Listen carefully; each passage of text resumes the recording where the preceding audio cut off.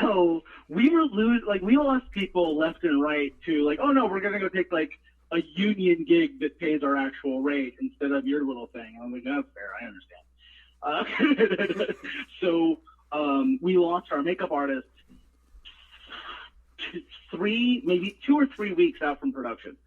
And so I, kind of scrambled to find somebody and put out a call. And Madeline Winters and I met at a little coffee shop in Covington, Kentucky. And I told her what I was thinking, but I like collaboration, and my general feeling is that like, my collaborators are there to know their jobs better than I do. Like I should be the least qualified person on set. So Madeline and I talked, and I gave her some ideas of what I wanted, but I was also just like, I want to see what because I met with a few people, and it was always like, I want to see what you're thinking. I don't just want you to execute whatever I have. So she went off and printed out the headshots of the actors and kind of used that to give it like this is what she was thinking for the characters. And we talked about there being different modes that, you have a scary mode, you have a kind of a base mode, like, and these veins and everything, like, yeah, this is part of the like, oh, I'm a scary ghost. But like when she's just walking around, like filling out her time card, she didn't have that. So that was there. But then Madeline really took it and ran, and it was another thing, kind of like I'm saying with, black and white, seeing in black and white, like that's right. Like when Natalie sent in her self-tape, and it was just like, oh, that's Muriel, like fantastic. I could stop looking. The second that I saw Madeline's work, I was just like, yep, that's it right there. And so we hired her, and then we flew Natalie in. Natalie got in, I want to say the first day of shooting was just MacLeod doing some dream sequences that have since been cut from the film. But it was I wanted a very loose first day. We were shooting in my apartment. And so like Natalie gets in and she's in the kitchen, like 18 feet away from where we're shooting, having, makeup tests done. Madeline's trying out some things. So I would direct MacLeod, we shoot the scene, cut, and then I would like walk in and see how Natalie was, like, that looks great, maybe try this, and then walk back over like, okay, MacLeod, you ready to go? Let's go. It was a really cool first day. But yeah, so it was kind of both, but definitely there was a plan in place. And then once we were on set, we kind of just like, okay, this is working. You start putting the light in place because, that very severe lighting, there's just a little light box right outside frame. And, you see how that is affecting things. Yeah. Okay. Sarah wants to know, is it really a motherfucker when you fill it out? Okay, so we can just kind of glance over that one, but that's wonderful. That is, I tell you, when you're in love with somebody, it sure is. Holly says, Sean, this was clearly when I was making my dumb speech in the beginning, but Holly asks, Sean mentioned that you and MacLeod are good friends in real life. When and how did you guys meet? Holly, that's my favorite question, because I get to tell the story of meeting MacLeod, which is the best thing that's ever happened in my life. I was a film journalist for a while. Print died. I stopped being a film journalist. I started working in production, worked as a PA on some stuff, and then I was on a panel with at Northern Kentucky University with another filmmaker who worked in production, Jamie Buckner. He has been far more successful than I have been so far. He's worked, like, if you look at his IMDb page, you're like, oh, I've heard of these movies. My mom has heard of these movies.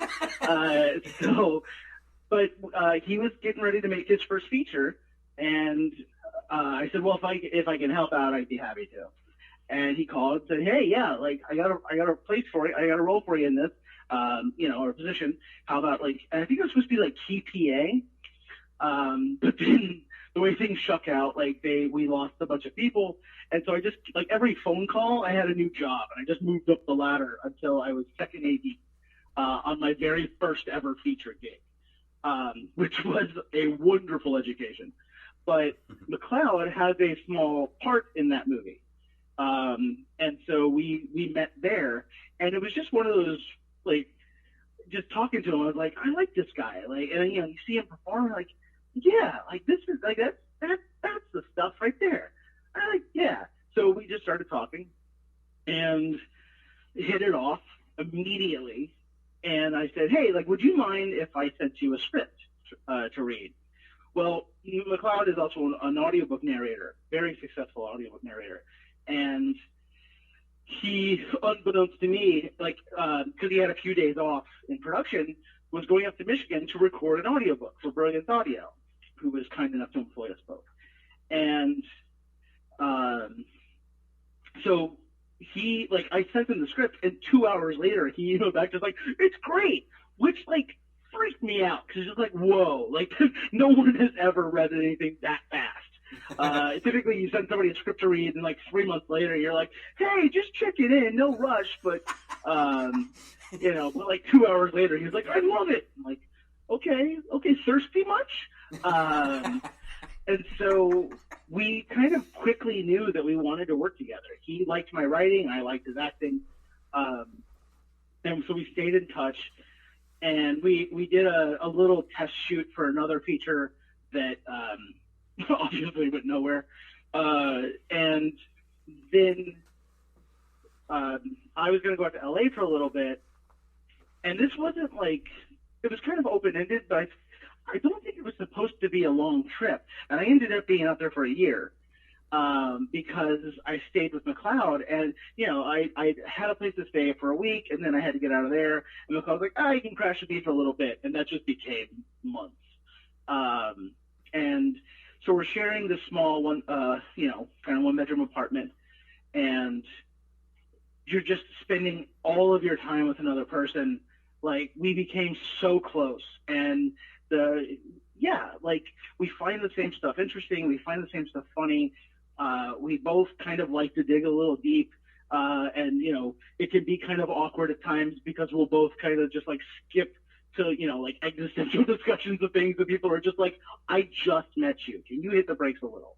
So yeah, it was this like best, now we're best friends. And we're partners in Rebecca Films, which, the company that, our company, it was my company, now it's our company. I hope to never make a movie without him. It's kind of what Jack and Muriel find, where when you exist on your own frequency for a very long time, to then find someone who shares that frequency is just like, oh shit, magic is real. So that's really, that's kind of the story of us. I love that answer. I absolutely love that answer. This question comes from Sam, who ended up pre-ordering the Blu-ray. Thanks, Sam. Yeah, when you were making the film, did you think people like Isabel Custodio, who's a film historian for people that didn't get the physical copy, would be doing a video essay about A Ghost Waits? After I got done watching it, I feel like you made something transcendent. Do you feel the same? I love you, Sam.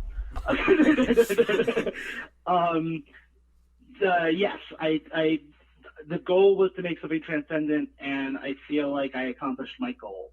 I am insanely proud of what we pulled off.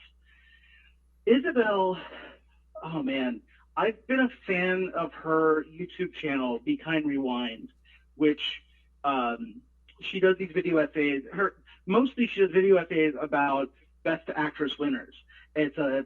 She gives the context of both the race and the winner, like, their career, what this meant to the culture at large. Well, it's meant to them personally. She has such a gift for context. And so in November 2019, another friend of mine works for the Criterion Collection and said, "Hey, I want to watch your movie. Do you mind if we like show it at the Criterion screening room?" And I was like, "Do I mind?" Why aren't we doing that right now? And so, yeah, we had a screening at Criterion, and I was like, this is one of those things that you can kind of like use to, like, I want to know this person. I'm going to, and they're a cinephile. I'm going to invite them to the Criterion Collection screening room.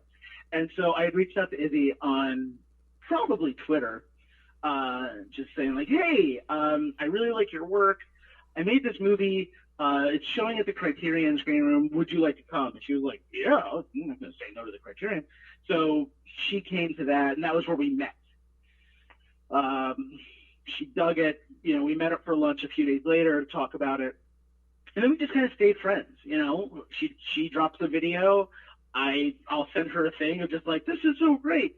Or, in one case, I was like, "I feel like you and I need to make a Katharine Hepburn biopic." Her life is fascinating. But yeah. So no, I had never. I mean, when we were making this, we really thought like, okay, it's this tiny little movie. We're going to probably self-distribute. We'll see if we can get it up on Prime, and then we're just going to fight for every inch that we can get. And so to, have Fright Fest embrace us, and then Arrow acquire us, and, to have it kind of get out into the world the way that it has, no, I absolutely did not see any of this coming. And then for Arrow, whose bread and butter is these really incredible disc releases, Blu-ray or DVD, I love bonus features.